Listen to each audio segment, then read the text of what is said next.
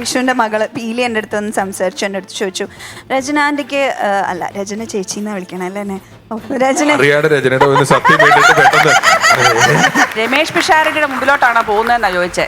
ഞാൻ വിചാരിച്ചിട്ട് വല്ല സിംഹോ കാണ്ടാമൃഗോ വല്ലതും ആണോ. ഇവിടെ വന്നപ്പോഴാണ് മനസ്സിലായത് മേനാന്ന്. അതിനു മുമ്പ് ഞാൻ സ്ത്രീ ആയിരുന്നു എന്നാണോ നിങ്ങൾ വിചാരിച്ചിരുന്നത്?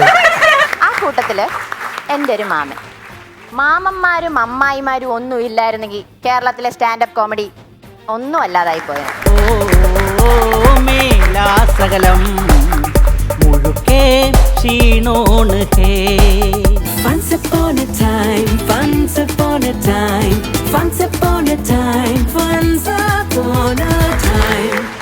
ഹലോ നമസ്കാരം, സ്വാഗതം. ഇത് Once Upon a Time season 4 standup for girls, മലയാളത്തിലെ ആദ്യത്തെ സ്റ്റാൻഡപ്പ് കോമഡി ഷോ.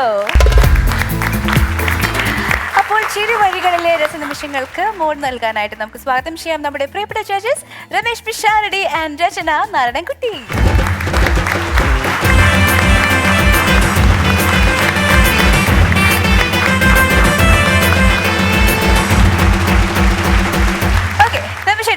ശരിക്കും പറഞ്ഞാൽ സ്കൂളുകളൊക്കെ അടയ്ക്കാൻ പോകുന്നു. അതിന് മുൻപായിട്ട് പരീക്ഷ കാലമാണ്. പിള്ളേർക്ക് ഞാൻ ഇതൊക്കെ പഠിച്ച കാലത്ത് ഉപേക്ഷിച്ച കേസ് വെറുതെ ഓർമ്മിപ്പിക്കാൻ നിൽക്കരുത്. വേണ്ട, ഞാനത് അന്ന് തന്നെ പഠിക്കുന്ന കാലത്ത് തന്നെ ഈ പരീക്ഷ കാലത്തെ കുറിച്ച് ഞാൻ ശ്രദ്ധിച്ചിട്ടില്ല. പിന്നെ ഇത്രയും കാലം പരീക്ഷ എഴുതി ജയിക്കാണ്ട് അടുത്ത ക്ലാസ്സിലേക്ക് പോകും. അത് നിയമമല്ലേ? നമ്മൾ ഒന്നാമത്തെ സ്റ്റെപ്പിലോട്ട് തള്ളിയിട്ട് എല്ലാ സ്റ്റെപ്പ് ഉരുണ്ട് താഴെ വരെ പോകുമല്ലോ തന്നെ താനെ എന്ന് പറഞ്ഞാൽ ഒന്നിച്ചേർത്താൽ 10 ഇത് തീരുള്ളൂ. അങ്ങനെ തീർന്നതാ. രചന എങ്ങനെയായിരുന്നു? പരീക്ഷയുടെ തലേ ദിവസം പഠിക്കുന്ന കുട്ടിയായിരുന്നോ അതോ ആദ്യം മുതലേ എല്ലാ ചാപ്റ്റേഴ്സും ഫോളോ അപ്പ് ചെയ്ത് അങ്ങനെ പഠിക്കുന്ന കുട്ടിയായിരുന്നോ? പരീക്ഷയുടെ തലേദിവസം പഠിക്കുന്ന കുട്ടിയാണല്ലേ.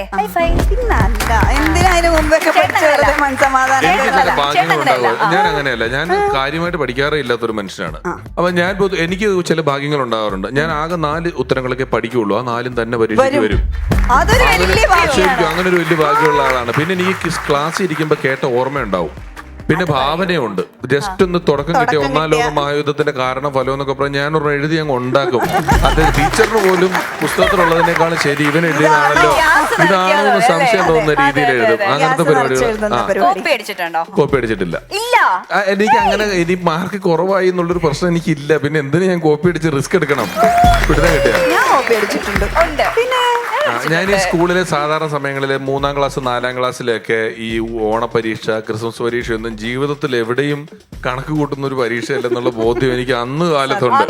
അതുകൊണ്ട് തന്നെ ഞാൻ എഴുതിയിട്ട് കറക്റ്റ് എനിക്ക് തന്നെ ഞാൻ കണക്ക് കൂട്ടി നോക്കുമായിരുന്നു. പരീക്ഷയ്ക്ക് 8-ൽ 9-ലൊക്കെ ഓണപരീക്ഷയ്ക്കൊക്കെ ഞാൻ ഒരു 2.5 കിട്ടി, ഒരു 18 19 മാർക്ക് പാസ്സാവേണ്ട മാർക്കായ ഞാൻ എടുത്തു നിർത്തും. എന്തിനാ വെറുതെ 5 വർഷം MBBS പഠിച്ചിട്ട് അത് കഴിഞ്ഞിട്ട് വിദേശത്തേക്ക് പോകാൻ 2 വർഷം വേറെ ഏതോ ഒരു കോഴ്സും പഠിച്ച് എൻ്റെ ഒരു കൂട്ടുകാരൻ ഇപ്പൊ DJയാ. MBBS നന്നായിട്ട് പാസ്സായി എന്നിട്ട് വിദേശത്തേക്ക് പോകാനുള്ള ഏതൊക്കെയോ കോഴ്സുകളൊക്കെ പഠിച്ച് എല്ലാം കഴിഞ്ഞ് ഇടയ്ക്ക് ഒരു കല്യാണം വീടിച്ചപ്പോ നിന്ന് ടിംച്ചിൽ അടിച്ചുകൊണ്ടിരിക്കുകയാണ്. അപ്പൊ അങ്ങനെ ബന്ധമൊന്നുമില്ല. നമ്മുടെ ചോയ്സ് ആണ്. As long as we are happy നമുക്കത് മതി. അപ്പോൾ ഇതാണ് നമ്മൾ ഹാപ്പി ആയിട്ടിരിക്കുക എന്നുള്ള ഒരു അൾട്ടിമേറ്റ് എയിം എന്ന് പറയുന്നത്. നമ്മുടെ ഷോയുടെ എയിമും അത് തന്നെയാണ്, എല്ലാവരും ഹാപ്പി ആയിട്ട് വെക്കാൻ. നിനക്ക് 10-ാം ക്ലാസ്സിൽ എത്ര മാർക്ക് ഉണ്ടായിരുന്നു? എന്നിട്ട് ഞങ്ങളങ്ങ് പൊക്കോളാം. എനിക്ക് 85% മാർക്ക് ഉണ്ടായിരുന്നു. ഞാൻ ആ വിഷുവിന് എത്ര മാർക്ക് ഉണ്ടായിരുന്നു?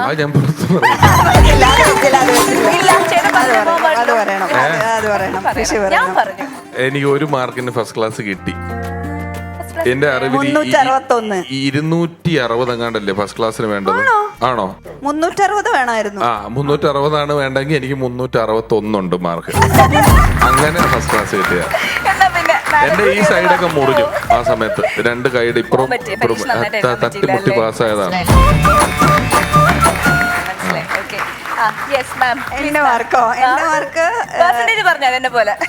എനിക്ക് ഗ്രേസ് മാർക്ക് കൂട്ടിയിട്ട് സ്റ്റേറ്റ് ലെവൽ മിമിക്രി ഒക്കെ പ്രൈസ് ഉണ്ടായതുകൊണ്ട് അങ്ങനെ കൂട്ടിയിട്ട് 502 മാർക്ക്.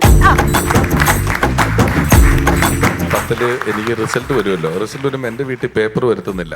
അന്ന് ഈ ലോട്ടറിക്ക് റിസൾട്ട് നോക്കുന്ന നമ്മൾ അപ്പുറത്തെ വീട്ടിൽ ചെന്നിട്ട് ഒരു പേപ്പറിന്റെ 3 ഷീറ്റ് മുഴുവൻ നമ്പറുണ്ട്, കുനുകുനുകുനുന്ന നമ്പർ ഉണ്ട്. ഇതിനകത്ത് നോക്കിയപ്പം ഫസ്റ്റ് ക്ലാസ് ഉണ്ട്. അപ്പം ഞാനത് പ്രതീക്ഷിച്ചിട്ടില്ല. എനിക്ക് 2nd ക്ലാസ്സിലാണ് എൻ്റെ പ്രതീക്ഷിച്ചത്. മാർക്ക് പിന്നെ വരുമ്പോഴേ മാർക്ക് അറിയുള്ളൂ എത്രയാന്നുള്ളത്. മാർക്ക് നോക്കിയപ്പോൾ എനിക്ക് 1 മാർക്കിനാണ് ഫസ്റ്റ് ക്ലാസ് കിട്ടിയേക്കുന്നത്. എന്നിട്ട് ഞാൻ വീട്ടിൽ വന്നിട്ട് രംഗീല എന്ന് പറയുന്ന സിനിമയുടെ കാസറ്റ് ഇട്ടിട്ട് പാട്ട് നല്ല ഒച്ചത്തി വെച്ച് ഡാൻസ് കളിക്കുക. അമ്മയൊക്കെ വന്ന് നോക്കിയിട്ട് പറയുന്നുണ്ട്, ഇവൻ ഇതിന് ഇത്രയും സന്തോഷിക്കാൻ മാത്രം എന്തിരിക്കുന്നു. കാരണം എന്റെ രണ്ട് ചേട്ടനും 2 ചേച്ചിമാരൊക്കെ എല്ലാം ഡിസ്റ്റിങ്ഷൻ പാർട്ടിക്കാരാണ്. അവരെല്ലാം എല്ലാം മറ്റേ അലാറും വെച്ച് പരീക്ഷ എഴുതി ടെസ്റ്റ് എഴുതി ജോലിയൊക്കെ മേടിച്ചവരാ. ഞാൻ ഡെങ്കിയിലെ തനുഹ വെച്ച് ഡാൻസ് കളിക്കാൻ കഷ്ടിച്ച് 1 മാർക്കിന് ഫസ്റ്റ് ക്ലാസ് കിട്ടിയിട്ട് അവർക്ക് ഇന്നും അതിലൊന്നും സന്തോഷിക്കാനൊന്നും കാണുന്നില്ല.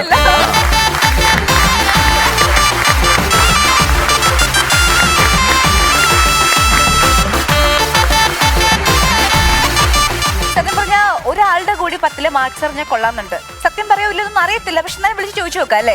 Yes, Tata pro max.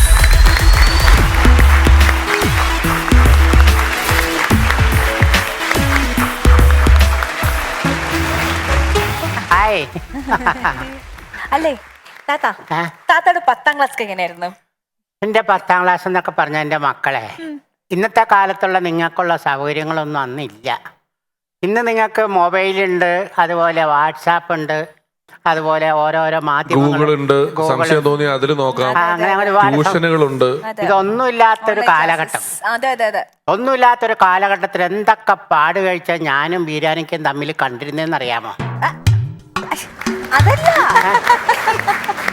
10ാം ക്ലാസ്സിൽ പഠിക്കുമ്പോ പ്രേമിച്ചാരും അല്ല അവിടെ ചോദിച്ചത്. പിന്നെന്താ? 10ലെ മാർക്ക് എങ്ങനെ ഉണ്ടായിരുന്നു? മാർക്ക് മോൻ എത്ര മാർക്കിനാണ് ഇത്? എനിക്ക് 1 മാർക്കിന് ഫസ്റ്റ് ക്ലാസ് കിട്ടിയത്. ഞാനൊക്കെ 10ൽ പഠിക്കുമ്പോ 210 പാസ് മാർക്ക്. പക്ഷെ 1 മാർക്കിനാണ് ഞാൻ തോറ്റുപോയത്. അയ്യോ, 209 മാർക്ക്. അല്ല, എല്ലാ വിഷയത്തിനും കൂടി 1 മാർക്ക്. അത്രേ കിട്ടിയുള്ളൂ. അത്ര കിട്ടിയോ? അല്ല വീരാനൊക്കെ ക്ലാസ്മേറ്റ് ആയിരുന്നോ? ക്ലാസ്മേറ്റ്സ് ഒന്നുമല്ല, പിന്നെ? ഉച്ചക്കഞ്ഞിക്ക് വിറക് കീറാൻ വന്നത്. അങ്ങനെ ഒരു ഇതുണ്ട് പുള്ളിക്ക് സ്കൂളിൽ പോയത്. അങ്ങനെ ആയിരിക്കണം. പക്ഷെ എന്നാലും പുള്ളിയുടെ ഒരു ജീവിതം എന്ന് പറയുന്നത്, പുള്ളിയുടെ ഒരു സ്വഭാവം മനസ്സിലാക്കിയിട്ടാണ് ഇന്ത്യക്കാര് ചന്ദ്രയാൻ എന്ന് പറഞ്ഞിട്ട് സംഭവം വിട്ടില്ലേ, റോക്കറ്റ് വിട്ടത്. അത് പുള്ളിയുടെ ഒരു ഐഡിയ ആയിരുന്നു അത്.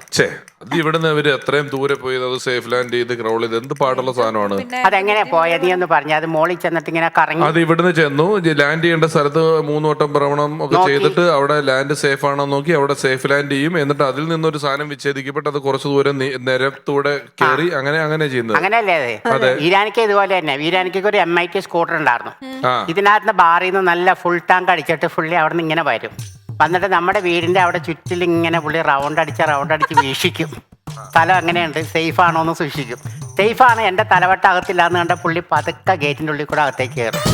പിന്നെ അവിടെ ആ ഒരു പുൽത്തകടിയൊക്കെ ഉണ്ട്, അവിടെ വന്ന് പുള്ളി അങ്ങോട്ട് സേഫ് ലാൻഡ് ചെയ്യും. സേഫ് ലാൻഡ് ചെയ്ത് നമ്മൾ ബാതിൽ ഓർക്കുമ്പോൾ റോവർ അഴിഞ്ഞു വന്നായിരിക്കും പുള്ളി ഇങ്ങനെ അഴിഞ്ഞു പിന്നെ പക്ഷേ കൺട്രോൾ നമ്മുടെ അടുത്തായിരിക്കും കേട്ടോ. മൊത്തം കൺട്രോൾ നമ്മുടെ അടുത്തായിരിക്കും. നീ ഇങ്ങനെ ചിരിച്ചു കഴിഞ്ഞാൽ അത് ആൾക്കാരെ വിളിക്കൂളേ. വിളിക്കട്ടെ? ആ പിന്നെ. അപ്പോ ഇന്ന് മത്സരിക്കുന്നവർ സാൻഡി ആൻഡ് ജയശ്രീ.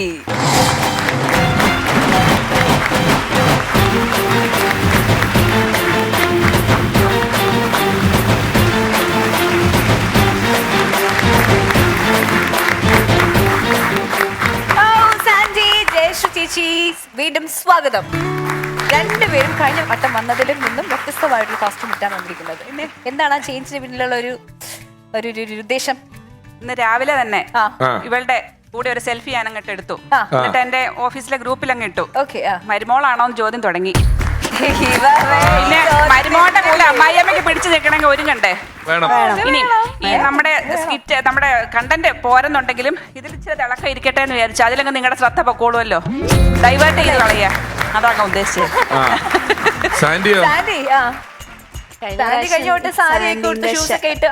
കഴിഞ്ഞ പ്രാവശ്യം സാരി എടുത്ത് മുടിയൊന്ന് അഴിച്ച് ഇട്ടപ്പോഴത്തേക്കും എനിക്ക് കിട്ടാത്ത ട്രോളുകളില്ല. അപ്പൊ ഈ പ്രാവശ്യം അത് ഒന്ന് വേണ്ടാന്ന് വിചാരിച്ചു. ട്രോളിന്ന് ചോദിച്ചാൽ അങ്ങനെയല്ല, എല്ലാരും നല്ല അഭിപ്രായം പറഞ്ഞു. എല്ലാരും പറഞ്ഞു അളിയാ നീ മുടി ഒന്ന് കെട്ടി വെക്കണം, സാരി എടുത്തോണ്ട് ഇനി ജന്മത്ത് കയറരുത് എന്ന് പറഞ്ഞു. സാരി പക്ഷെ എടുത്തിട്ട് നല്ല രസമായിരുന്നു അന്ന്. നമുക്ക് അടുത്ത പ്രാവശ്യം അതാ നമ്മളങ്ങനെ തളരാനൊന്നും പാടില്ല ഒരിക്കലും. എന്ത് പറഞ്ഞു സ്റ്റാൻഡപ്പ് കോമഡി കണ്ടിട്ട് സുഹൃത്തുക്കളും കൂടെ വർക്ക് ചെയ്യുന്നവരും ബന്ധുക്കളും ഒക്കെ എന്ത് പറഞ്ഞു? ഒരു അഭിപ്രായം പങ്കുവെക്കുക എന്ന് പറഞ്ഞു കഴിഞ്ഞാൽ, ഞാൻ ഇങ്ങോട്ട് പോരുന്നതിന് മുമ്പായിരുന്നു രമേഷ് പിഷാരടിയുടെ മുമ്പിലോട്ടാണോ പോകുന്നതെന്നാ ചോദിച്ചേ. ഞാൻ വിചാരിച്ചു വല്ല സിംഹോ കാണ്ടാമൃഗോ വല്ലോ ആണോ. ഇവിടെ വന്നപ്പോഴാണ് മനസ്സിലായത് മാനാന്ന്. ഈ മാനല്ല, മാനോ, MAN മാനാന്ന്. അതിനു മുമ്പ് ഞാൻ സ്ത്രീ ആയിരുന്നു എന്നാണോ നിങ്ങൾ വിചാരിച്ചിരുന്നത്? നിങ്ങൾക്ക് ഒരു കോമഡി കിട്ടുന്നില്ല എന്നും പറഞ്ഞിട്ട് വെറുതെ എന്റെ പുതുവത്ത് കയറുകയാണോ ദൈവമേ. ഇവിടെ വന്ന് നേരിട്ട് കണ്ടപ്പോഴും മനസ്സിലായ മാനാണെന്ന്. കടിച്ചു കീറി തിന്നുവെന്നാ ഞാൻ വിചാരിച്ചത്. അവർക്ക് എന്നെക്കാളും പേടിയായിരുന്നു. രമേഷ് പിഷാരുടെ മുമ്പിലോട്ടാണോ ജയസൂര്യ അവർക്ക് അങ്ങനെയാണോ വിചാരിച്ചു അങ്ങനെയാണോ impression? അവർ എന്നെ പറ്റിയൊക്കെ ഇങ്ങനെ നിങ്ങൾ വിചാരിക്കുന്നെങ്കിൽ ഭീമന്റെ കുച്ചേട്ടനെയൊക്കെ പറ്റി ഇവരെന്താ വിചാരിക്കുന്നത്? ആ വളരെ സാത്വികന് സമാനത്തോടെ നടക്കുന്ന ഞാൻ കടിച്ചു. ആ പേടമാൻ എന്ന് വല്ലതും പറയണോ അതോ കലമാൻ എന്ന് പറയണോ? എന്നെയാ? അല്ല, ഇപ്പുറത്ത് രചന എന്ത് മാനാണ്? അത് പിന്നെ പേടമാനല്ലേ? പേടമാൻ. പേടമാൻ. എനിക്കൊരു ചെമ്മരിയാടായിട്ടാ തോന്നണേ. അപ്പൊ ഡയാന എന്ത് മാനാ? പുള്ളിമാൻ. എന്റെ വാപ്പ എന്നെ വിളിക്കുന്ന പുള്ളിമാൻ എന്നാണ്. ആണോ? ശരിക്കും? എന്റെ മുഖം നിറയെ പുള്ളിയാണ്, പുള്ളികളാണ്. ആക്ച്വലി ഇപ്പൊ ഞാൻ കൺസീൽ ചെയ്തേക്കുവാണ്. വാപ്പ എന്നെ വിളിക്കുന്ന പുള്ളിമാൻ എന്നാ. തുള്ളി തുള്ളി നടക്കുവല്ലേ? തുള്ളിയല്ല പുള്ളി. അല്ല, തുള്ളി തുള്ളി നടക്കുന്ന പുള്ളിമാനെ എന്നാ വിളിച്ചത്. അങ്ങനെ താത്തയോ? അങ്ങനെയല്ല, പുള്ളി മാനെന്നാ വിളിക്കണേന്ന് മാത്രമേ ഉള്ളൂ. അത് ഓൾഡ് മാൻ വിളിക്കാം. Old man. താത്തനെയോ? Old man. ഓൾഡ് മാനോ? അല്ല, ഓൾഡ് സോറി. ആ അത് കണ്ടാമറക്കുവാണെങ്കിൽ ഇത് പുലിയാ കേട്ടാ. പുലിയാ. ആ അടിച്ചു തിന്നാളെ. സുന്ദരി താത്തയല്ലേ? ആ അങ്ങനെയൊക്കെ സോപ്പിടും. സോപ്പിട്ട എളുപ്പമുള്ള കഥ താത്ത പറഞ്ഞില്ല, അല്ലെങ്കിൽ ഒന്നും പറയത്തില്ല. നല്ല കഥ കിട്ടണമെങ്കിൽ സോപ്പിടണം. സോപ്പിടണം. അതെ. 3 സിനിമയുടെ കഥ കൂട്ടി പറയും. ഏറ്റവും ആദ്യം സിനിമകൾ പറയുന്ന ആൾക്ക് സോപ്പ് അല്ല പെർഫോം. അച്ഛനെ കൺമുമ്പിൽ വെച്ച് പുലി കൊല്ലുന്നത് കണ്ടാണ് അവന് പുലിയോട് വാശി കൂടിയത്. പുലിയെ അതിൻ്റെ മടയിൽ പോയി കൊല്ലണം എന്ന മൂപ്പൻ്റെ വാക്ക് കേട്ട് അവൻ മാമനെയും കൂട്ടി പുലിയെ കൊല്ലാൻ കാട്ടിലേക്ക് പോയി. അതേസമയം പുലി നാട്ടിലിറങ്ങിയിരിക്കുകയായിരുന്നു. അതിനെ കൊല്ലാൻ നാട്ടുകാർ ഒരു വേട്ടക്കാരനെ കൊണ്ടുവരാൻ തീരുമാനിച്ചു. പുഴ നീന്തിക്കടന്ന് അയാൾ അങ്ങോട്ടെത്തി വിത്ത് പട്ടി. എന്നാൽ നാട്ടുകാർക്ക് ആ വാറുണ്ണിയെ ഇഷ്ടമാവുന്നില്ല. അയാൾ അവർക്കൊരു ശല്യമായി മാറുന്നു. തൻ്റെ കാമുകൻ്റെ മരണത്തിന് കാരണം വാറുണ്ണിയാണെന്ന് മനസ്സിലാക്കിയ ഒരു പെൺകുട്ടി പോലീസിന് വാറുണ്ണിയെ ഒറ്റിക്കൊടുക്കുന്നു. പോലീസ് അറസ്റ്റ് ചെയ്ത് ജീപ്പിൽ കൊണ്ടുപോകുമ്പോഴാണ് നാട്ടുകാർ അറിയുന്നത് അയാൾ നല്ലവനായ ഉണ്ണിയല്ല എന്നും പ്രകൃതി സ്നേഹിയെ പോലെ അഭിനയിച്ച് അയാൾ വളർത്തിയ ചെടികളെല്ലാം കഞ്ചാവ് ചെടികളായിരുന്നു എന്നും.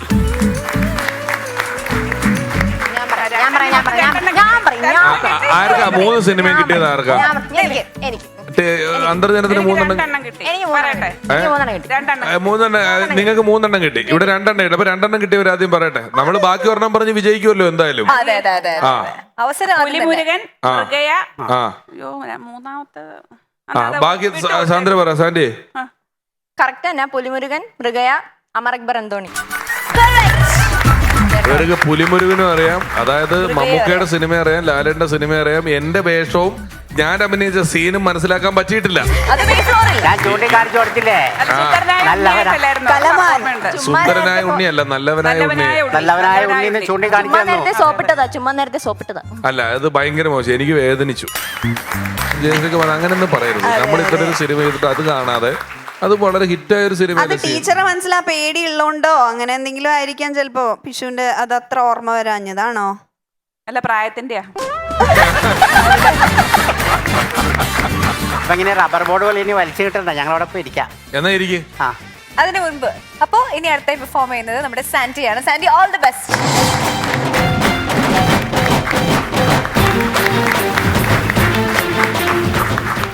ഹായ്, ഹലോ, നമസ്കാരം. ഞാൻ അമ്മയുടെ ബാബച്ചി, നിങ്ങളുടെ സാൻഡിച്ചി. ഞാൻ സാൻഡി. രമേശ് ചേട്ടാ, ചേട്ടൻ്റെ ആദ്യത്തെ ഫോൺ ഏതായിരുന്നു? എന്റെ ഒരു മോട്ടറോള C200 എന്ന് പറഞ്ഞൊരു മോഡല്. ഓക്കെ. പടച്ചോനെ, താത്തയുടെ ആദ്യത്തെ ഫോൺ ഏതായിരുന്നു? അല്ലേ വേണ്ട, പണ്ടേ ബീരാനിക്ക താത്തയുടെ എന്തെങ്കിലും സ്വഭാവം കാരണം അതെവിടെയെങ്കിലും കൊണ്ടേ കുഴിച്ചിടാൻ ഞാൻ സാധ്യത കാണുന്നു. എൻ്റെ ആദ്യത്തെ ഫോൺ ഏതായിരുന്നു നിങ്ങൾക്കറിയോ? ഗസ് ചെയ്തേ. അൽക്കാട്ടിൽ അല്ല. എറിക്സൺ അല്ല, ഒരിക്കലും അല്ല. Land phone. നോക്കിയ. ഐഫോൺ. ഞാൻ പറയട്ടെ, ധൂമ ചാലി 50 രൂപയുടെ ഉത്സവപ്പറമ്പിന് കിട്ടുന്ന സാധനമായിരുന്നു എൻ്റെ ആദ്യത്തെ ഒരു ഫോൺ.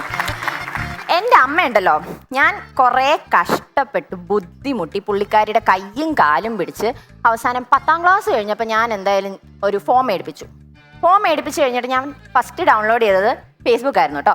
ഫേസ്ബുക്ക് ഡൗൺലോഡ് ചെയ്ത് കഴിഞ്ഞിട്ട് ഞാൻ കണ്ടവരെയും കേട്ടവരെയും എല്ലാവരെയും ഞാൻ അതിലെന്തായാലും ഫോളോ റിക്വസ്റ്റ് ഒക്കെ അയച്ച് ഞാനാണെങ്കിൽ ഫ്രണ്ട്സ് ആകാൻ വേണ്ടി നോക്കി. ആ കൂട്ടത്തിൽ എൻ്റെ ഒരു മാമന്മാരും അമ്മായിമാരും ഒന്നും ഇല്ലായിരുന്നെങ്കിൽ കേരളത്തിലെ സ്റ്റാൻഡപ്പ് കോമഡി ഒന്നും അല്ലാതായി പോയത്. പക്ഷേ എല്ലാവരും പറയുന്നുണ്ടല്ലോ, ഞാനും പറയും. എൻ്റെ മാമൻ പുള്ളിക്കാരനെ ഞാൻ എന്തായാലും അതിൻ്റെ അത് ആഡ് ചെയ്തു. മാമനെ കൊണ്ട് പൊറുതി മുട്ടിയ ഞാൻ. കാര്യം എന്താണെന്നറിയോ, പുള്ളിക്കാരൻ എല്ലാ ദിവസവും രാവിലെ ഉച്ചയ്ക്കും വൈകിട്ടും മരുന്ന് കഴിക്കാൻ പറഞ്ഞാലും പുള്ളിക്കാരൻ എന്തായാലും എനിക്ക് ഗുഡ് മോർണിംഗ് മോളെ, ഗുഡ് ആഫ്റ്റർനൂൺ മോളെ, ഗുഡ് ഈവനിങ് മോളെ അയച്ചിരിക്കും. അത് എല്ലാ ദിവസവും വരുന്നത് എങ്ങനെയാണെന്നറിയോ, ഗുഡ് മോർണിംഗ് മോളെ, ഗുഡ് ആഫ്റ്റർനൂൺ മോളെ, ഗുഡ് ഈവനിങ് മോളെ, ഗുഡ് മോർണിംഗ് മോളെ, ഗുഡ് ആഫ്റ്റർനൂൺ മോളെ, ഗുഡ് ഈവനിങ് മോളെ, ഗുഡ് മോർണിംഗ് മോളെ, ഗുഡ് ആഫ്റ്റർനൂൺ മോളെ, ഗുഡ് ഈവനിങ് മോളെ. കണ്ട് ഞാൻ മടുത്തു. അവിടെ ഇരിക്കുന്ന മാമൻ അത് ആക്ച്വലി ഇഷ്ടപ്പെടുന്നില്ല. എന്തായാലും അത് കണ്ടിട്ട് ഞാനാണെങ്കിൽ വെറുത്തുപോയി. പക്ഷെ അതിൻ്റെ അകത്തുണ്ടല്ലോ എല്ലാ ദിവസവും രാവിലെ പ്രാവാണെന്ന് പറഞ്ഞിട്ട് കൊളക്കോഴിയുടെ പടമുള്ള സാധനമൊക്കെയാണ് എനിക്ക് അയച്ചു തരുന്നത്.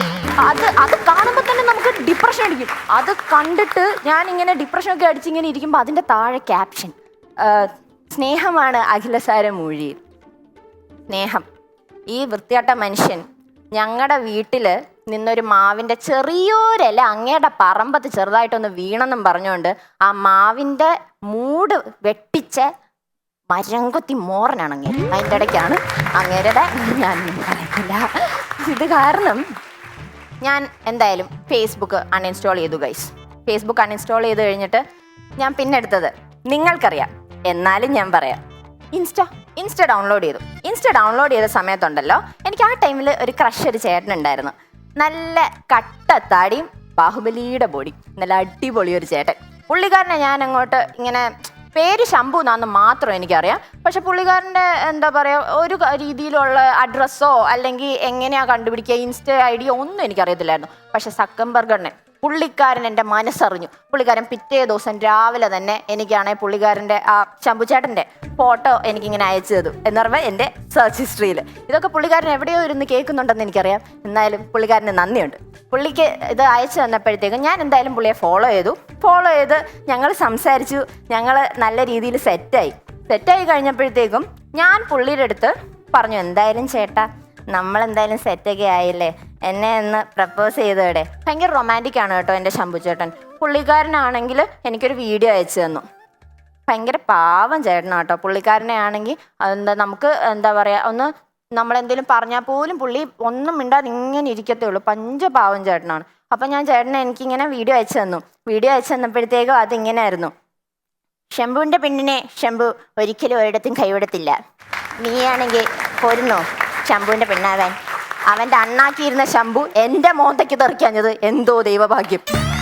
എന്നിട്ട് അത് കഴിഞ്ഞ് ആ ഒരു ടൈമിലാണ് ടിക്ടോക്ക് ഇന്ത്യക്കാർ ബാൻ ചെയ്യുന്നത്. ചൈനീസുകാരോടുള്ള സ്നേഹം കാരണമേ ഞാൻ എന്താ പറയുക, ആ സമയത്തും സക്കംബർഗണ്ണൻ ഒരിക്കലും കൈവിടത്തില്ലല്ലോ. പുള്ളിക്കാരൻ റീൽസ് ഇറക്കി പല രീതിയിൽ പല ട്രെൻഡുകൾ വന്നും മായും പോയപ്പോഴത്തേക്ക് ഇപ്പോൾ നോക്കുമ്പോൾ ഇപ്പോഴത്തെ മെയിൻ ട്രെൻഡ് എന്താണെന്ന് അറിയാമോ? നമ്മളങ്ങോട്ട് തുറക്കുമ്പോൾ തന്നെ 2003 ചെക്കൻ, 2004 പെണ്ണ്, അവൻ്റെ താഴെ ക്യാപ്ഷൻ 20 വർഷത്തെ പ്രണയം, അവസാനം അത് പൂവണിയുകയാണ് സുഹൃത്തുക്കളെ, ഞങ്ങളുടെ കല്യാണമാണെന്ന്. ആക്ച്വലി ഇവരൊക്കെ എവിടെ വെച്ച് ആദ്യമായിട്ട് കാണുന്നേ? ലേബർ റൂമിൽ വെച്ചോ. അത് കഴിഞ്ഞിട്ട് അടുത്തത് വെറും 1500 കോടി രൂപ. വെറും 1500 കോടി രൂപയുണ്ടെങ്കിൽ നിങ്ങൾക്ക് ഇത്ര മനോഹരമായ ഈ ഒരു ഫ്ലാറ്റ് നിങ്ങൾക്ക് സ്വന്തമാക്കാം. 1500 കോടി രൂപ പോയിട്ട് എന്നെ ഇപ്പം തെക്കോട്ടെടുത്ത എൻ്റെ ദേഹം പുതയ്ക്കാൻ പോലും എൻ്റെ കയ്യിലൊരു കോടിമുണ്ട് മേടിക്കാൻ പോലും എൻ്റെ കാശില്ല. അതിൻ്റെ ഇടയ്ക്കാണ് 1500 കോടി രൂപ. അത് കഴിഞ്ഞ് അടുത്തത്, നിങ്ങൾക്ക് ഇൻസ്റ്റയിൽ നല്ല ട്രെൻഡിങ് ആയിട്ട് നല്ല രീതിയിൽ റീച്ച് കിട്ടണമെന്ന് ആഗ്രഹമുണ്ടോ? വളരെ ഈസി ആയിട്ടുള്ളൊരു കാര്യം ഞാൻ പറഞ്ഞുതരാം. നിങ്ങൾ ജസ്റ്റ് ഒരു ചെറിയൊരു പാക്കറ്റ് ബിസ്ക്കറ്റ് മേടിക്കുക. അത് ഫസ്റ്റ് കണ്ടന്റ് ആണ് കേട്ടോ. സെക്കൻഡ് കണ്ടന്റിന് ഒരു നഴി അരി എടുക്കുക. ആദ്യത്തെ കണ്ടന്റ് ആദ്യം പറയാം. ഒരു ചെറിയ പാക്കറ്റ് ബിസ്ക്കറ്റ് മേടിച്ചിട്ട് അതങ്ങോട്ട് കൈവച്ച് അത് പൊട്ടിച്ചിട്ട് അതിൻ്റെ അകത്തുള്ള ഫുള്ള് ബിസ്ക്കറ്റ് എല്ലാം ട്രെയിൻ പോലെ ഇങ്ങനെ അടുക്കി വെച്ചിട്ട് ഓരോന്നായിട്ട് എണ്ണിയിട്ട് അതെന്തായാലും ആൾക്കാർ നമ്മൾ എന്ത് പറഞ്ഞാലും വിശ്വസിച്ചോളും. അപ്പോൾ ആ എണ്ണയ നമ്പർ അങ്ങോട്ട് പറഞ്ഞിട്ട് ആ ഇതുപോലെ അങ്ങോട്ട് പറഞ്ഞു കൊടുക്കുക. അതിന് തന്നെ കിട്ടും 100K അതിൻ്റെ ഇടയ്ക്ക് അടുത്തത് ഒരു നാഴി അരി എടുക്കുക. ഒരു നാഴി അരി എടുത്തിട്ട് അതിൻ്റെ അകത്ത് എത്ര അരി ഉണ്ടെന്നുള്ള കാര്യം ഇങ്ങനെ 1, 2, 3 എന്നുള്ള രീതിയിൽ ഫാസ്റ്റ് ഫോർവേഡ് അടിച്ച് അങ്ങോട്ട് കൊടുക്കുക. അപ്പം അതിനും കിട്ടും ഒരു 200K. ഇത് കിട്ടുമെന്നുള്ള പ്രതീക്ഷയിൽ ഞാനും ചെയ്തായിരുന്നു കേട്ടോ. ഞാനും ട്രൈ ചെയ്തു, എനിക്കും കിട്ടി ആവശ്യത്തിന് ലൈക്ക്. എന്നിട്ട് ഞാനാണെങ്കിൽ എന്ത് ചെയ്തു, ഞാൻ ലൈക്കൊക്കെ കിട്ടി, ഞാൻ ഭയങ്കര ഹാപ്പി ആയിട്ട് ഇങ്ങനെ ഇരുന്നപ്പോഴത്തേക്കും അതിൻ്റെ അകത്ത് കമൻറ്റ്, നല്ല കമൻറ്റാണ്, ഞാൻ പറഞ്ഞുതരാം. നിന്നെ ഉണ്ടല്ലോ, നിന്നെ ഒരു കൺമുമ്പ് കിട്ടിയാൽ ഞാൻ നിന്നെ തുപ്പും, ഞാൻ നിന്നെ തുടർച്ചയായിട്ട് തുപ്പും. ഇതായിരുന്നു അതിൻ്റെ കമൻറ്റ്. അത് കഴിഞ്ഞിട്ട് പിന്നെ ഞാനാണെങ്കിൽ അതിൻ്റെ വിഷമത്തിലിരുന്ന സമയത്ത് ഞാൻ എന്ത് ചെയ്തു, ഞാനാണെങ്കിൽ പിന്നെ ഈ കൊല്ലത്തിൽ തന്നെ ആയിരുന്നു കേട്ടോ, ഞാനൊരു ഫോട്ടോ എടുത്തിട്ട് ഞാൻ ആ ഒരു രീതിയിലെങ്കിലും ഇച്ചിരി റീച്ച് ആവട്ടെ എന്ന് വിചാരിച്ചിട്ട് ഞാൻ എന്തായാലും ഒരു ഫോട്ടോ പോസ്റ്റ് ചെയ്ത് കഴിഞ്ഞപ്പോഴത്തേക്കും ഞങ്ങളുടെ നാട്ടിലെ 70കളിലെ വസന്ത അമ്മായി പുള്ളിക്കാരി അതിൻ്റെ താഴെ കമൻ്റ് ഇടുക, പെരപ്പുറത്ത് ഉണക്കാനിട്ട തുണി പട്ടി കടിച്ച് കീറിയിട്ട് അതിനെ പോലും അവൾ വെറുതെ വിട്ടില്ലെന്ന്. എന്നിട്ട് അത് കേട്ടപ്പോഴത്തേക്കും ഞാൻ ഡിപ്രസ്ഡ് ആയി ഗൈസ്. എനിക്ക് ഭയങ്കര വിഷമമായി. ഞാൻ ആ ഒരു വിഷമത്തിൽ ഞാൻ എന്ത് ചെയ്തു, ഞാനാണെങ്കിൽ ഇങ്ങനെ ഇനി അത് ഡിലീറ്റ് ചെയ്യണോ വേണ്ടയോ എന്ന് ആലോചിച്ചുകൊണ്ടിരുന്ന സമയത്ത് അമ്മായിയുടെ മോൻ മെസ്സേജ് വന്നിട്ട് പറയുക, so beautiful, so elegant, just looking like a wow. Thank you.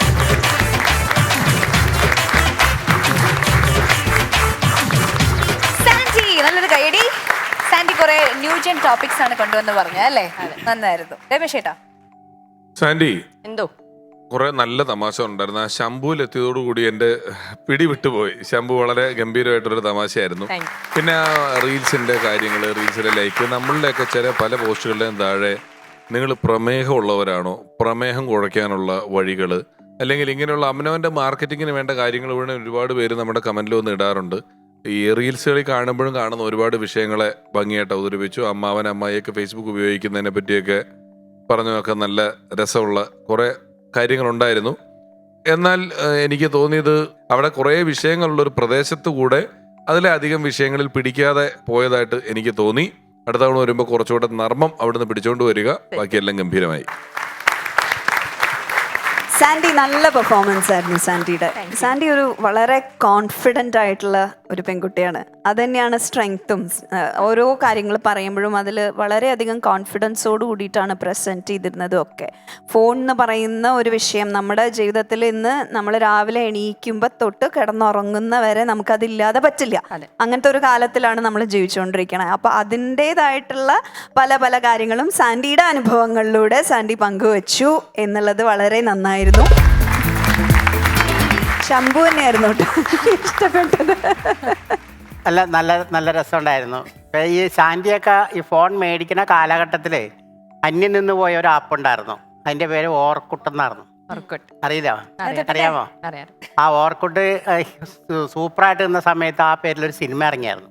Orkut ഒരു ഓർമ്മക്കൂട്ട്. അതെ, പക്ഷെ ആ സിനിമ ഇറങ്ങുന്നതിന് തൊട്ട് മുമ്പ് ഈ ഓർക്കൂട്ടിന് പകരം വാട്സാപ്പ് വന്നു. വാട്സാപ്പ് എല്ലാവരും ഫേസ്ബുക്ക് വന്നു. ഫേസ്ബുക്ക് എല്ലാവരും പോപ്പുലറായി. ആ സമയത്തെ ഈ ഫോണിന്റെ ഇടയിൽ, ലാൻഡ് ഫോണിന്റെ മൊബൈലിന്റെ ഇടയ്ക്ക് പേജർ എന്ന് പറഞ്ഞൊരു സാധനം ഉണ്ടായിരുന്നു. പേജർ എന്ന് പറഞ്ഞു കഴിഞ്ഞാൽ അതിൽ മെസ്സേജ് വന്നിട്ട് ബൂത്തിൽ കയറി വിളിക്കണം. വിളിയെന്നും പറഞ്ഞുള്ള മെസ്സേജ് മാത്രമേ വരുള്ളൂ. ഇതിന്റെ രണ്ട് പേജർ ഇത്തിരി കൂടെ എക്സ്പെൻസീവ് ആണ്. അതൊട്ടും വിലയില്ലാത്തൊരു കാര്യം ഉണ്ടായിരുന്നത്. അത്ര വിലയില്ലാത്തതും എന്നാൽ കൊണ്ടു നടന്നതുമായ ഒരു സാധനമായിരുന്നു ഡിജിറ്റൽ ഡയറി എന്ന് പറയുന്നൊരു സാധനം ഉണ്ടായിരുന്നു. ഡിജിറ്റൽ ഡയറി ഇച്ചിരി തുറന്നാലൊക്കെ എന്തോ ഒരു ചെറിയ കമ്പ്യൂട്ടർ പോലെ ഇരിക്കും. ആൾക്കാർ ഞെട്ടിപ്പോ. എൻ്റെ കയ്യിൽ ഒരെണ്ണം ഉണ്ടായിരുന്നു. അതിലുണ്ടായിരുന്നത് 32 KB ആണ് അതിൻ്റെ മെമ്മറി. വെറും 32 KB. അതിലൊരു 180 ഫോൺ നമ്പറുകൾ സേവ് ചെയ്ത് വെക്കാൻ പറ്റും. അതിങ്ങനെ തട്ടി വെക്കണം. പക്ഷെ ഞാൻ അന്ന് സലീം കുമാറിൻ്റെ ട്രൂപ്പിൻ്റെ മാനേജറാണ്. ചില ഉത്സവപ്പറമ്പിലൊക്കെ ചെന്ന് നിന്നിട്ട് അത് തുറന്നെടുത്തിട്ട് ഞാൻ ചില കാൽക്കുലേഷനും, പക്ഷെ വിളിക്കണേ ബൂത്തിൽ പോകണം. ബൂത്തിൽ പോയാലും അത് തുറന്നിട്ട് നമ്പർ എടുക്കണം കഴിഞ്ഞു. പക്ഷെ അന്നൊക്കെ അത് കണ്ട് ജനം ഇങ്ങനെ അത്ഭുതത്തോടെ നോക്കുമായിരുന്നു. ഇവൻ ആരടാ ഒരിറക്ക് സാധനമായിട്ട് വന്നേന്നൊക്കെ ഉള്ള ഒരു കാലഘട്ടം. എന്തായാലും സാൻഡി നല്ല പെർഫോമൻസ് ആയിരുന്നു. ഓക്കെ, മാർക്സ് അറിയാം. ഇനി അടുത്തതായി മത്സരിക്കാൻ എത്തുന്നു ജയശ്രീ.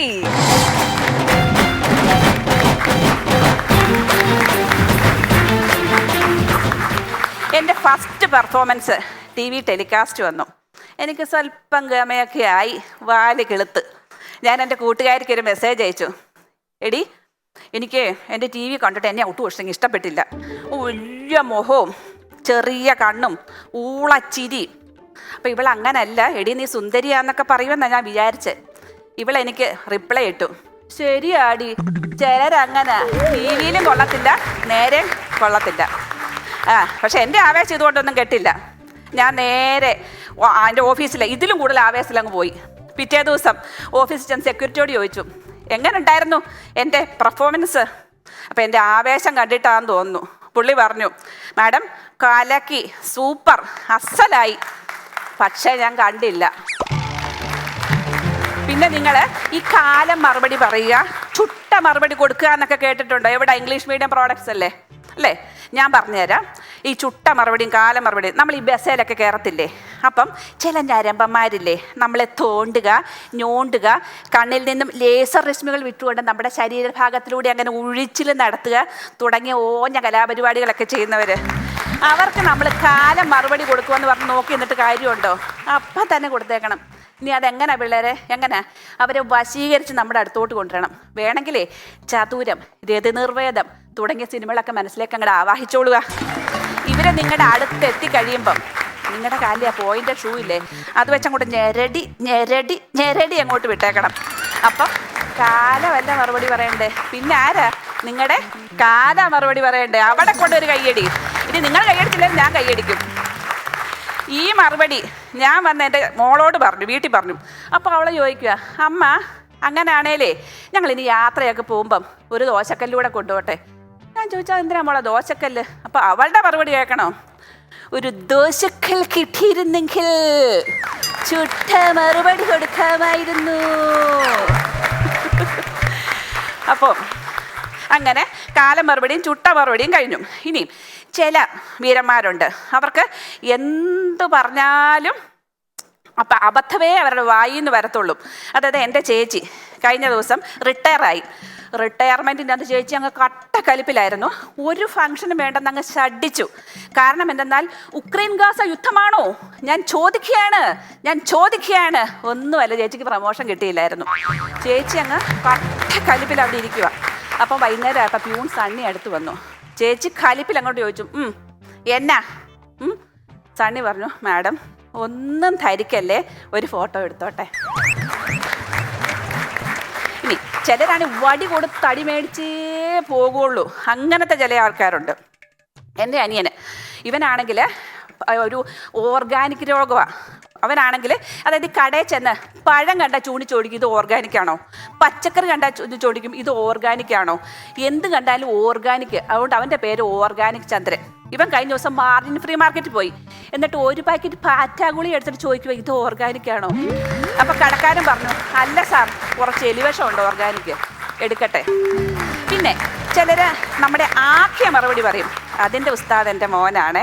എനിക്കാണെങ്കിൽ സ്റ്റാൻഡപ്പ് കോമഡിയൊക്കെ ഇഷ്ടമാണ്, പക്ഷേ കറി വെക്കാനൊക്കെ കുറച്ച് മടിയാണ്. കുറച്ച് ഈ കൂട്ടാനൊക്കെ പെട്ടെന്ന് എളുപ്പത്തിൽ ഉണ്ടാക്കി വെക്കും. രസമല്ല ഏറ്റവും എളുപ്പം. അല്ലെങ്കിൽ സാമ്പാർ അങ്ങ് തട്ടിക്കൂട്ടി വെക്കും. തിങ്കളാഴ്ച പരിപ്പിട്ട സാമ്പാർ, ചൊവ്വാഴ്ച പരിപ്പിടാത്ത സാമ്പാർ, ബുധനാഴ്ച പുളിയിടാത്ത സാമ്പാർ, വ്യാഴാഴ്ച ഇതേ സാമ്പാർ അങ്ങ് തട്ടിക്കൊടുത്തു. എന്നിട്ട് മോനോട് ചോദിച്ചു, രസ്യൻ സാമ്പാറല്ലേ മോനെ? അപ്പം അവൻ്റെ മറുപടി, അമ്മ ഈ സാമ്പാറിൻ്റെ ഇനിഷ്യലാണോ രസ്യൻ? അപ്പം ഇനി ഒരു തമാശ പറയട്ടെ. അപ്പം ഇത്രയും നേരം പറഞ്ഞ ശോകമാണോന്നല്ലേ? അണ്ട് അവിടെ അതിനും കൈയടിക്കുന്നുണ്ട്. അതായത് എൻ്റെ നാത്തൂന് ഭയങ്കര തമാശക്കാരിയാന്നേ, നമ്മളെ താത്തയെ പോലെ.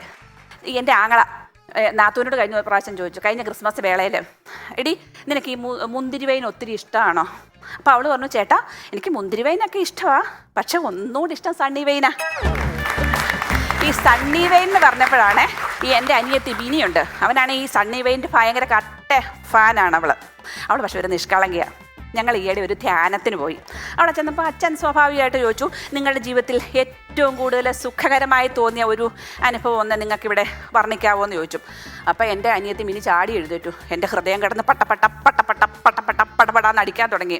കാരണം ഒന്നാമതേ ഇവൾ ഒരു സ്വല്പം മെച്യൂരിറ്റി കുറവാണ്. ഇനി എൻ്റെ ഊള മറുപടിയാണോ വിളമ്പുന്നതെന്ന് ഓർത്ത് ഇവളെ എഴുന്നേറ്റ് എന്ന് പറഞ്ഞു, അച്ഛോ എനിക്ക് ജീവിതത്തിൽ ഏറ്റവും കൂടുതൽ സുഖം തോന്നിയ നിമിഷം, ആ നിമിഷം ചെവിത്തോണ്ടി കൊണ്ട് ചെവിക്കായൻ തോണ്ടി എടുത്തപ്പോൾ സുഖം മാത്രമല്ല ചോ, കുറച്ച് ആശ്വാസവും തോന്നി.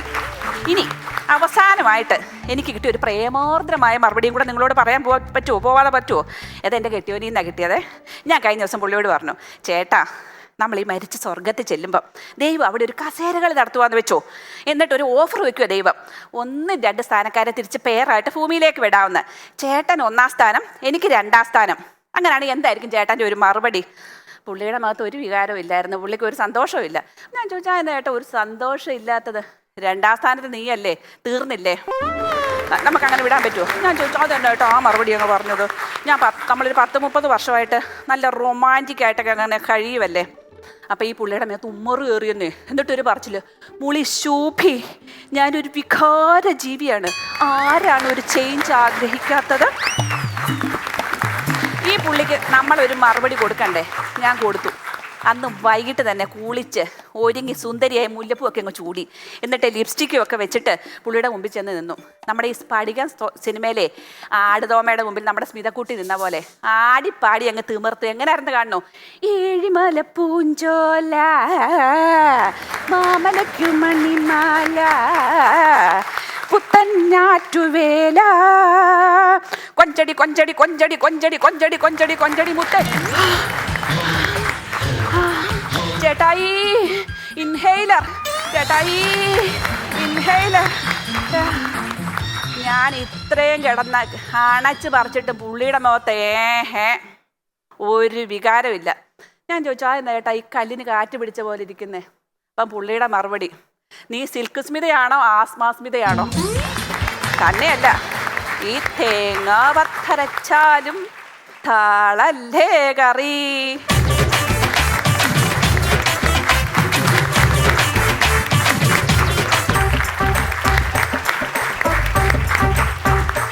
നമസ്കാരം. നമസ്കാരം. നമസ്കാരം. നമസ്കാരം. നമസ്കാരം. നമസ്കാരം താത്ത. നമസ്കാരം. ഭയങ്കര സന്തോഷം കാണണ്ടല്ലോ ഇന്ന് മുഖത്ത്. ഭയങ്കര സന്തോഷമാണ്. കാരണം ഞാൻ അറിഞ്ഞില്ലായിരുന്നു ഒരു വലിയൊരു ജീവിതത്തിലൊരു നല്ല സംഭവം നടന്നതിന്റെ 10ാമത് വാർഷികമാണ്. അയ്യോ 10 വർഷം കഴിഞ്ഞു. ഏതാണ് അങ്ങനെ ഒരു നല്ല എനിക്ക് കാര്യം? ഞാൻ മുമ്പ് വളരെ മോശമായിരുന്നു, ഞാൻ മെനകെട്ട സ്വഭാവമായിരുന്നു എനിക്ക് പണ്ട്. എപ്പോഴും അല്ല എങ്ങനെയാ അത് ഇപ്പോഴും ഞാൻ പറഞ്ഞ അങ്ങനത്തെ മെനകേട് തന്നെയാണോ ഉദ്ദേശിച്ചത്? അല്ലല്ല, ഇപ്പൊ മെനകേടൊന്നുമില്ല, ഇപ്പൊ നല്ലതെന്ന് പറയാം. ശരിക്കും പറഞ്ഞാല് പണ്ട് ഞാൻ ഒരുപാട് കുടിക്കുമായിരുന്നു, ഭയങ്കര ദുശീലങ്ങൾ ഉണ്ടായിരുന്നു. അതിന് മോശം സ്വഭാവം എന്നല്ല പറയുന്നത്, ദുശീലങ്ങൾ എന്നാ പറയുന്നത്. അപ്പൊ ആ ദുശീലമൊക്കെ മാറി അന്ന് കുറെ പേരൊക്കെ എന്നെ ചേർന്ന് ഉപദേശിച്ച് എന്നെ മാറ്റി. അല്ല അത് നല്ല, നമ്മള് നല്ല കൂട്ടുകെട്ട് ചെന്ന് പെട്ടില്ലെങ്കിൽ ചിലപ്പോ നമ്മുടെ വലിയ കുടി കഞ്ചാവ് അങ്ങനെയുള്ള സ്ഥലങ്ങളിലോട്ടൊക്കെ നമ്മൾ പോകും, അറിയാ പോകും. കാലം അങ്ങനെ പോയിക്കൊണ്ടിരിക്കുകയാണ്. അമ്മാവൻ അങ്ങനെ ഒരു ഭൂതകാലം ഉള്ളത് എനിക്കറിയില്ല കേട്ടോ. ഉണ്ടായിരുന്നു അത് ഞാൻ പരിചയപ്പെടുന്ന കാലം തൊട്ട് നിങ്ങൾ വളരെ ആ കാര്യത്തില്, ബാക്കിയെല്ലാം എനിക്ക് ഓക്കെയാണ് ഒക്കെ പ്രശ്നം. പക്ഷെ നിങ്ങൾ അങ്ങനെ കുടിച്ചും വലിച്ചു ഒന്നും ഞാൻ എവിടെയും കണ്ടിട്ടില്ല ഇതുവരെ. അന്ന് ഉണ്ടായിരുന്നു, അന്ന് ഭയങ്കര സംഭവമായിരുന്നു. ഒരു ഉപഷാപ്പാർന്നത്. ഒരു ഉപഷാപ്പാർന്ന്. ആ പിന്നെ അത് എങ്ങനെ നിർത്തിയതൊക്കെ എങ്ങനെയാ നിങ്ങള്? അത് നിർത്തിയത് വലിയൊരു സംഭവമായിരുന്നു ആ കാലത്ത്. അത് ഞാൻ വേണമെങ്കിൽ ഒരു പാട്ട് രൂപയാണ് പറയണല്ലേ നല്ലത്. ഇപ്പൊ പറഞ്ഞോ നമുക്ക്, എന്നിട്ട് ഈ ഒരു ദുശീലം കൂടെ നിർത്തിയാൽ ഈ പാട്ടിലൂടെ പറയുന്ന നിർത്തിയാൽ നന്നാവും. ഇതും കൂടെ നിർത്തണം. സാൻഡി ആൻഡ് ജയശ്രീ, അപ്പോൾ ഇവരിൽ ആരാണ് ദ ബെസ്റ്റ് പെർഫോമർ നമുക്ക് പറയാം? Ramesh marks please. സാന്ദ്രയ്ക്ക് 50-ൽ 45, ജയശ്രീ 50-ൽ 46. സാൻഡി 50-ൽ 44, ജയശ്രീ ചേച്ചി 50-ൽ 45. Sandy is getting 89 out of 100 and Jayashree Chechi is getting 91 out of 100. Thank you, thank you. The best performer is Jayashree. നല്ലൊരു കൈയടി. Thank you. Once Upon a Time season 4 മത്സരാർത്ഥികളെ കാത്തിരിക്കുന്നത് Parakkad jewels നൽകുന്ന സമ്മാനം.